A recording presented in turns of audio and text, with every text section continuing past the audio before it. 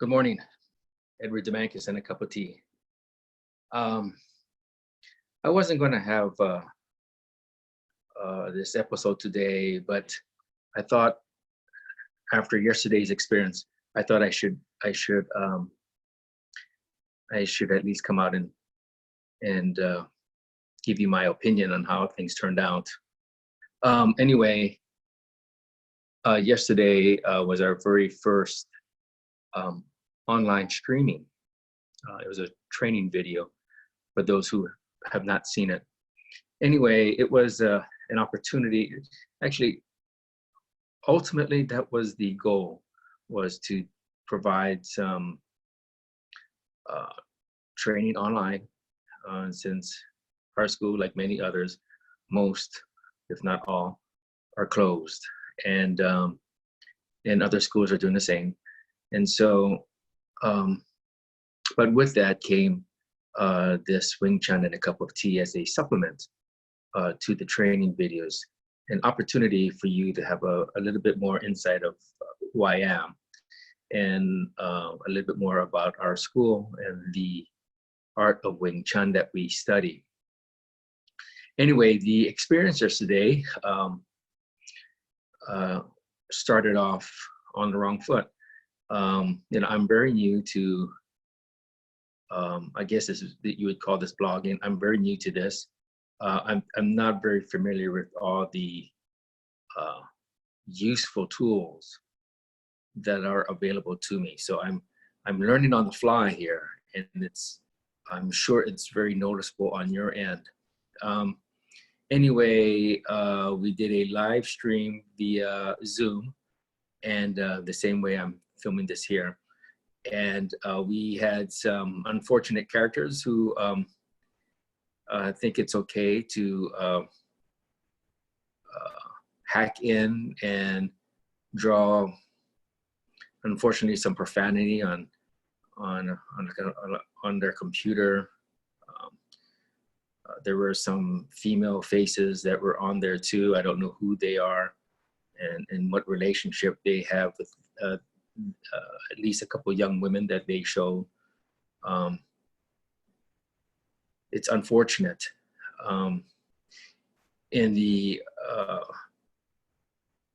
For the martial artists, or for those who have not learned or is about to learn, many of it has a lot to do with learning self-defense.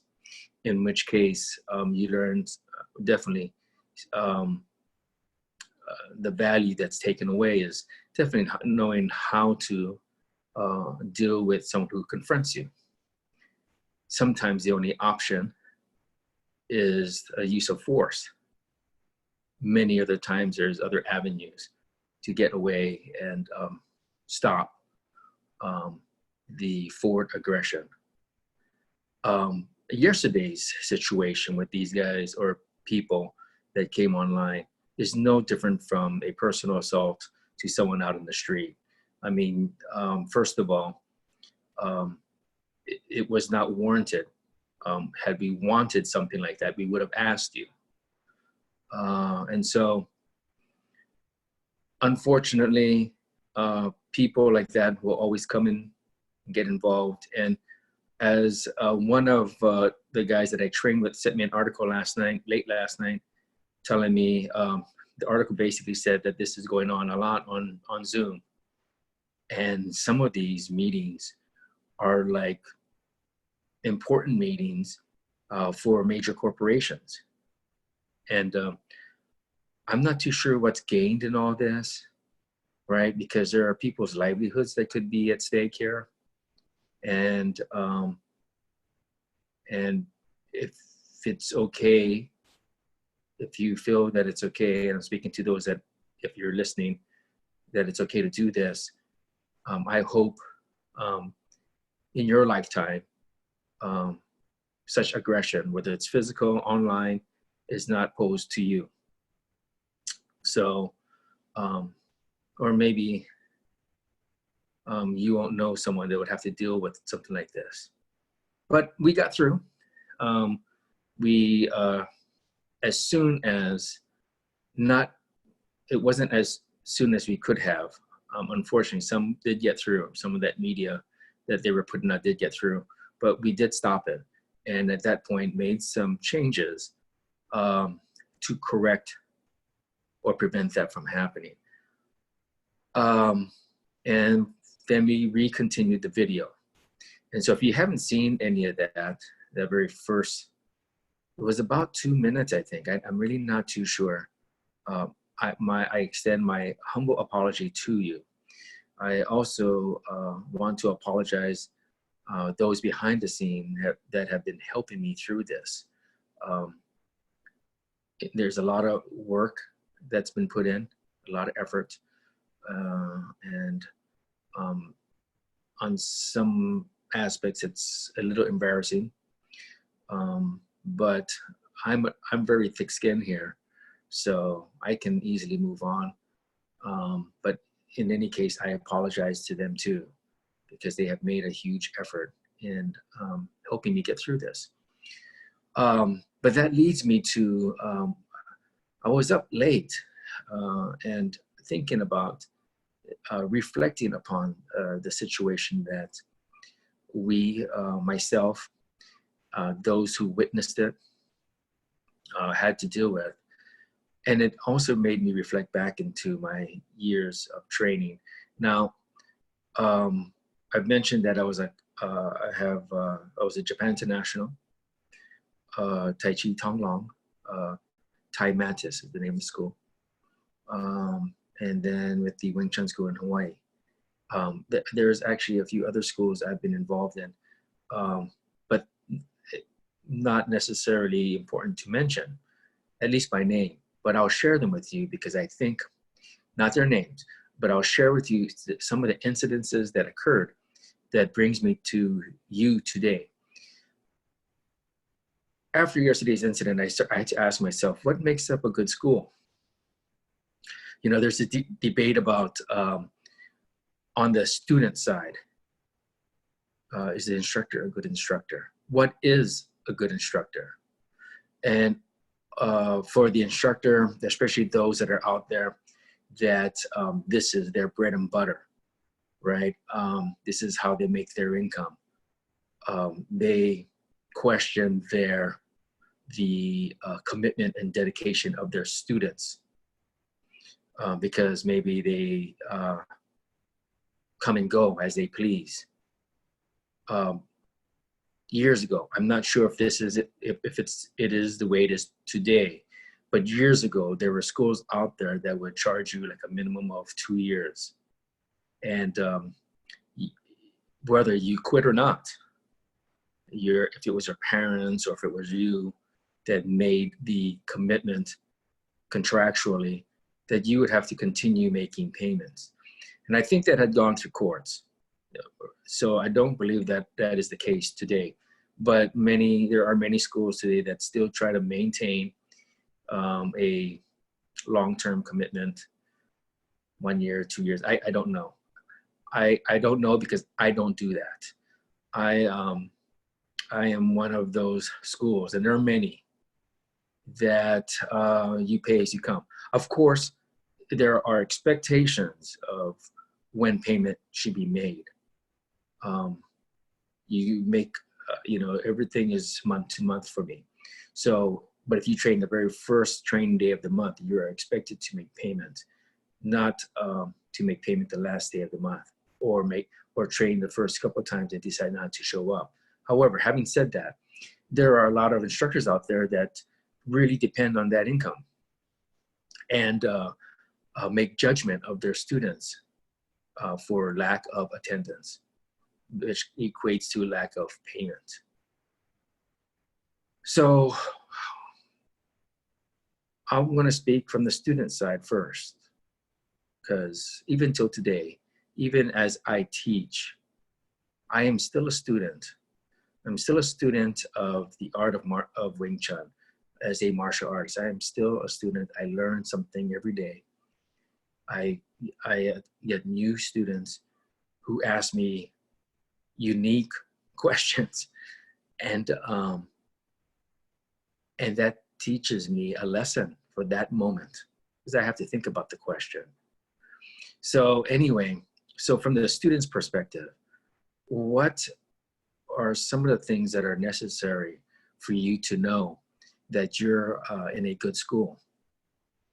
Well, and by the way, I'm bringing this up because we are also living in a time where the Me Too movements are very, very relevant. And so in my past as a student, I have seen where my instructor was actually dating one of his students. Now, there may be many of you that think that's okay. I'm a firm believer that it's not. I wasn't at that school very long. And good for him, good for her. I'm not sure how it turned out. But in my personal opinion, when an instructor starts dating his or her own student, there is a form of abuse. There's this, I am he or she, and you are, you know, I'm not too sure what to say, but I don't believe that's right. I've also been in a school where an assistant instructor is dating one of the students there. The Sifu knows, but the student, she, who's dating the assistant instructor, is married. That was a very harmful, very damaging situation that I've gotten to witness. In fact, it came really close to closing down the school. And so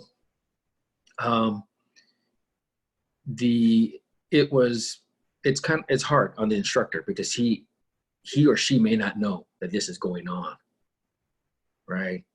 But teaching your students, and as soon as they become assistant instructors or in some way instructing, you know, there should be some guidance by the instructor. There should be some rules made clear. And then my own personal experience as the instructor, where I had a married student dating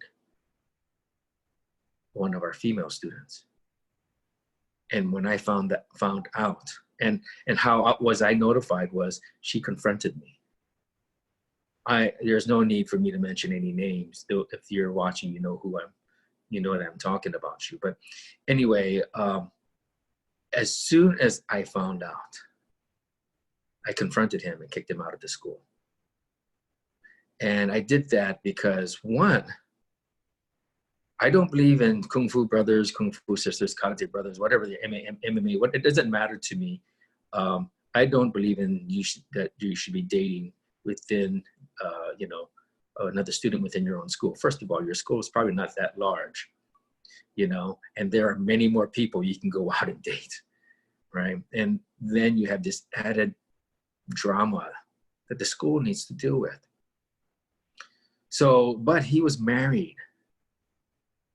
And even worse,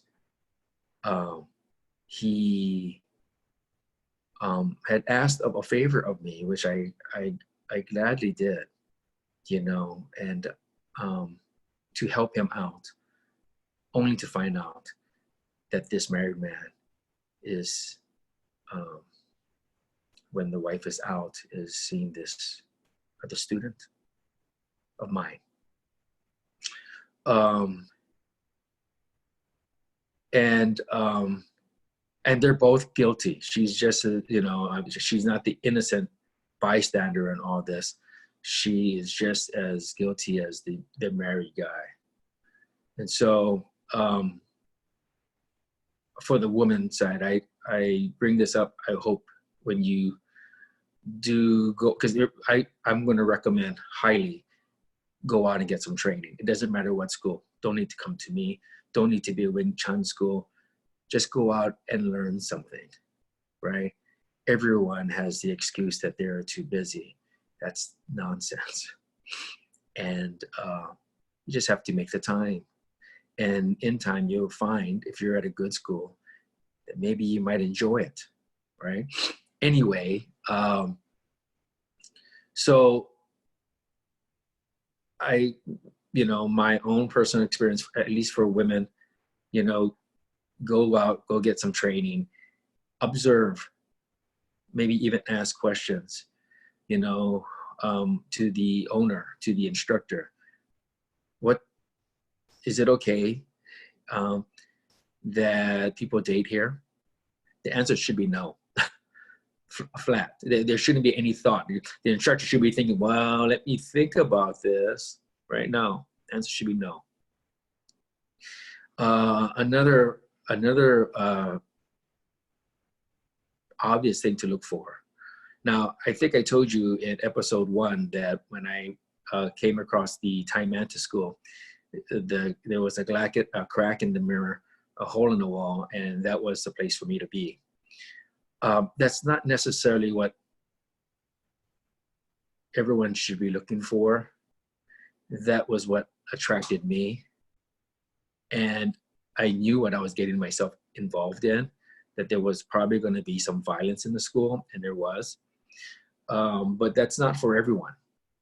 And many times schools are designed so, like the ones that go out and compete, many times these schools are just open door places to get those that really do want to compete more practice, in which case you end up being, the sacrificial lamb in the entire process. So, pay attention to these things. If you go there and you want to learn and you're okay with the violence that may occur, but it is in a safe environment, by go all means and enjoy it yourself, learn something from it. But if you're unsure of what you're looking for, make sure you ask the questions. Critique, even if you have nothing to base your opinion on, just critique the training structure, watch it, see how people feel. Because if you can sit there and watch a school, and that's probably the best thing, to sit there and watch a school, and because you get to observe everything that's going on, open up those lenses, pay attention. You might find that it's a great place to be. Or you might find out in the corner of the studio, someone's being abused. That's not a place for you to be, my opinion. Now, as for an instructor, like I said earlier, many instructors judge their students because of lack of payment. They say lack of practice. Yeah, that might be some truth, right? Someone comes once a month and don't really learn much, right? Because they're not there enough to practice, right? But ultimately, is it because as an instructor, is there satisfaction? Are you dissatisfied with that person because they're not coming as often as they should, or you think they should, or is it because they lack to make their payment on time? So,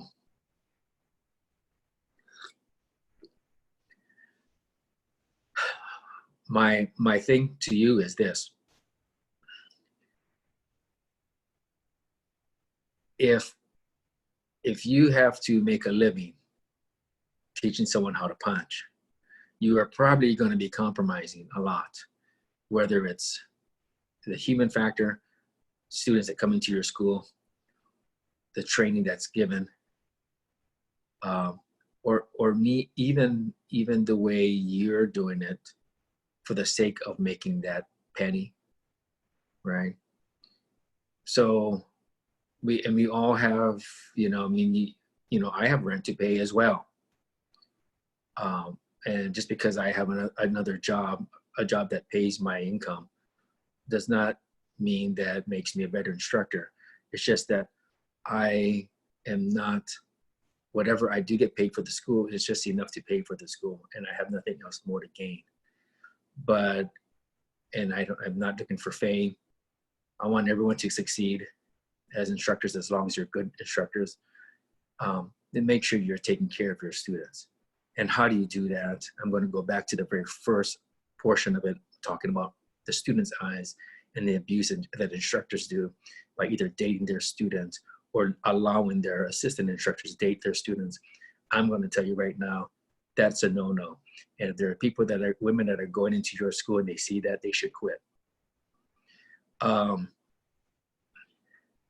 If you have guys that are, and women, that are really skilled, very talented, doing well, they need to know they should keep that in the ring.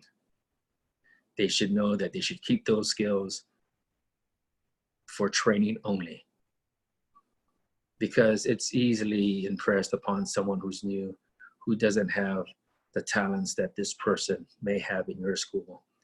And all of a sudden, an opportunity for your assistant, your upcoming fighter, to abuse that skill on someone new.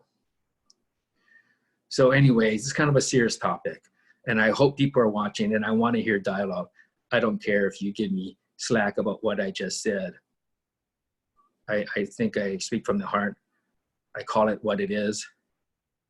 So, and why? How did I come across this after yesterday's incident?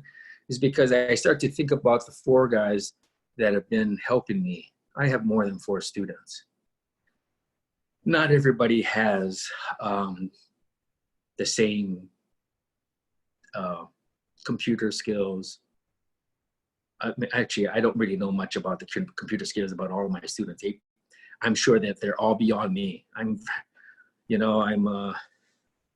definitely a guy in the 70s that have stayed in the 70s. It appears to me. I don't do well too much. I'm a very hands-on person.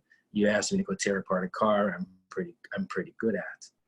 But you ask me to play around my iPhone, and I struggle. But anyway, these 4 have stepped up beyond my imagination. I mean, and I am extremely thankful for the 4 of them. Yesterday's incident, luckily, one of them happens to be on the back end, really good at doing what he does. And so what is probably simple to him, he was able to control the media to where the only person that was being heard was me. The only video that was being seen was me. And that's probably simple stuff to many of you out there, but it's a lot to me. It means a lot to me anyway. And then I have one that was there with me, that was having to work through this with me, and he was my eyes and ears, because I had a headset that wasn't doing really well either. And then I have 2 others on the back end, and I know they're both really good at the computer or computer issues, IT stuff, and they've been helping me along. And it's probably frustrating for them, because I'm like, what did you just do? What am I supposed to do? It's like they are the Sifu in all this. And we are going to be doing more videos. We are doing one Monday. We are doing another on Tuesday, training videos, if you will. And my job is the easiest one. Just standing up in front, talking a little bit, doing a little bit of movement, raising my heart rate. And I have these 3 on the behind the scenes that are doing the work for me. So that's where last night I started to really think about what makes a good student, what makes a good Sifu, and all the things that I've seen in the past. I've actually seen a little bit more. Matter of fact, I'll share one more story with you before I end my cup of tea. Years ago, I was moving down south. Here in Washington, I taught out in Whidbey Island. I was training military, Navy and Marines. And slowly started to migrate south, closer to work. And then I started teaching in Mount Vernon. And then a little further south, a place called Arlington. Anyway, I found a nice place to teach. Would have made a great studio. And so I'm with the real estate agent, and we're looking at this room that's been vacant. I don't remember how long it's been vacant, but it was vacant for a while. And of course, I asked the silly question, what was the last business that was here? She says to me, oh, it was a karate school. No, I'm a karate. I used to train karate. That's not the correct way to say it. But anyway, she said it to me. It was a karate school. And I'm like, well, why are they not here? And she says, this is the absolute truth. She says to me, the instructor was having relationships with his young women students. Matter of fact, they were teenagers and is in jail. She knew why I was there, and I thought to myself, no way in hell am I going to rent this place, because I'm going to be looked at as a predator, and I haven't even started. And so I said to her, and it was inexpensive. You know, I mean, I would have done well with just a few students. We would have gotten by, no problem. But, you know, all is welcome. Men, women, young boys, young girls, you know. And I don't need that. I don't need the community to feel, because it's a small community, I don't need them to be worried about their daughters or sons. And I don't need to be scrutinized either for trying to teach someone how to do a movement. Because sometimes you do have to hold on to a person just a little bit. There's a right and wrong way, by the way, but sometimes you do. And I don't need that added security, because the last person there was a predator and taking advantage of his young female students. So anyway, getting back to my guys, I mean, I'm very thankful for them. And we will be doing this again on Monday. Same time, 2 p.m. And I will be doing the very same things. If you watched it, please, and you want to join us again on Monday and Tuesday, I will be following up on those same movements. I realized that I did not do the step, slap, block. I showed it, but I did not repeat it. So I'm going to make sure I do that. But that's the only way you'll get better at it. And then hopefully in time, I will be able to, Josh, who will be there with me again for both days, will be able to help you through with some actual partner interaction. And as a reminder, tomorrow, today's Wednesday, tomorrow night, it'll probably come out Friday morning or Friday afternoon sometime, but tomorrow night I will be with on a conference call with Master John DiVigilio, Master Wade Ching. I'm not too sure if Wade is going to do anything or say anything, but I do anticipate John discussing the Wing Chun swords, the Bap Cham Do. So this is my last sip of my cup of tea. I hope this discussion was meaningful to you. I hope it helped. If you're not training, go out, go get some training. Doesn't matter what school, just be observant. Maybe don't join the very first night. That's easy to do. Maybe go there and watch. Just watch the class. Maybe twice, do it a couple times. And then if you like what you see, ask if you can at least try out without, as a tryout. And I think that would be okay. I can't speak for other schools, but I always allow people to come and train before they decide to join. Let me finish my last sip of tea.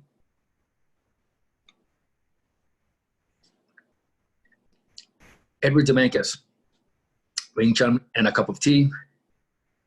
Have a nice day. Please be safe. Keep yourself healthy. Stick to the social distancing. And hopefully we will all get through this soon. Signing out, Edward Dumancas. Bye.